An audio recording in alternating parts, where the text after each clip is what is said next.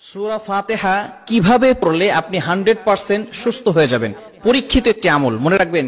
সূরা ফাতিহা হচ্ছে শিফা মিন কুল্লি দা, সকল রোগের ঔষধ। বিশেষ করে আমরা অনেকে এটা জানি না, সূরা ফাতিহা কিন্তু একটা দোয়া, এটা আমরা অনেকেই জানি না। এটার নামই হচ্ছে দোয়া, সূরাতুল ফাতিহা। এটা হচ্ছে দোয়া, এটা উম্মুল কোরআন বলা হয়। মনে রাখবেন, কোরআনের ভিতরে কিন্তু শিফা রয়েছে। আল্লাহ তাআলা পবিত্র কোরআনুল কারীমের ভিতরে নিজেই বলে দিয়েছেন। 15 নম্বর পারা 9 নম্বর পৃষ্ঠার 2 নম্বর লাইন, সূরা বনী ইসরাঈলের 82 নম্বর আয়াতে আল্লাহ তাআলা বলছেন, ওয়া নুনাজ্জিলু মিনাল কুরআন মা হুয়া শিফাউন ওয়া রাহমাতুল লিল মুমিনিন। আমি আল্লাহ তাআলা মুমিনদের জন্য এই কোরআনটাকে রহমত স্বরূপ, শিফা স্বরূপ নাজিল করে দিয়েছি। বলেন সুবহানাল্লাহ। কেন ইমাজিদের আপনি কল্পনা করতে পারছেন, এই কোরআন কিন্তু আপনার জন্য শিফা। দুরারোগ্য ব্যাধি ডক্টররা বলে দিয়েছে যে আপনি আর কিছুদিন পরে দুনিয়া থেকে বিদায় নেবেন, তারাও এই আমলটি করে কিন্তু ফায়দা পেয়েছে। সুতরাং আপনি যদি আমলটি করতে পারেন, অবশ্যই আল্লাহর পক্ষ থেকে সাহায্য আসবে। আমলটি কিভাবে করবেন? সূরা ফাতিহা আপনি ফজরের নামাজের সময় অবশ্যই আপনাকে নামাজ পড়তে হবে। নামাজ না পড়ে আপনি আল্লাহর কোরআন থেকে কোনো ফায়দা পাবেন না। আপনি নামাজ পড়বেন না, আল্লাহর কোরআন থেকে কোনো ফায়দা আসবে না। ইয়াকিনের সাথে, বিশ্বাসের সাথে যদি আপনি আমল করতে পারেন, অবশ্যই আল্লাহর পক্ষ থেকে সাহায্য আসবে। বিশেষ করে আপনি ফজরের নামাজের সময় 2 রাকাত সুন্নত, 2 রাকাত ফরজ, সুন্নতের পরে এবং ফরজের আগে মধ্যবর্তী সময়, এই সময় আপনি প্রথমে 11 বার দুরূদ শরীফ পড়বেন। দুরূদ শরীফ বিশেষ করে সর্বশ্রেষ্ঠ দুরূদ হচ্ছে দুরূদ ইব্রাহিম। এছাড়াও আপনি আল্লাহুম্মা সাল্লি আলা সাইয়্যিদিনা মুহাম্মদ এতটুকু পড়তে পারেন, অথবা সাল্লাল্লাহু আলাইহি সাল্লাম এটাও পড়তে পারেন। তবে সর্বশ্রেষ্ঠ দুরূদ দুরূদ ইব্রাহিম, এই দুরূদটা আপনি বেশি পড়ার চেষ্টা করবেন।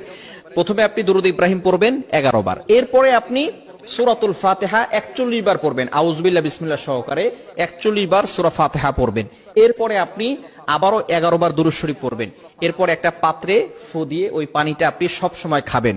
ইনশাআল্লাহ আল্লাহ পাক রব্বুল আলামিন আপনাকে সুস্থতার নিয়ামত দান করবেন। আপনি কল্পনাও করতে পারবেন না, যত ধরনের অসুস্থতা থাকুক না কেন, যদি আপনি আমলটা করতে পারেন এবং এই পানি আপনি খেতে পারেন, আল্লাহ পাক রব্বুল আলামিন আপনাকে সুস্থতার নিয়ামত দান করবেন। মনে রাখবেন, কোরআনের ভিতরে শিফা রয়েছে এবং সূরাতুল ফাতিহা হচ্ছে শিফা মিন কুল্লি দা।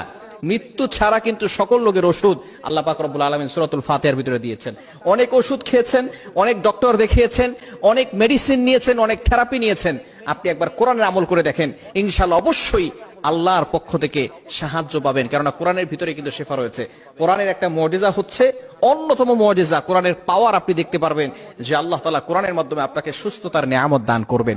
বিশেষ করে সূরাতুল ফাতিহা আমরা নামাজের ভিতরে পড়ি, অনেকে আমরা এর অর্থ জানি না। অর্থ জানলে কিন্তু নামাজের ভিতরে মনোযোগ বাড়বে।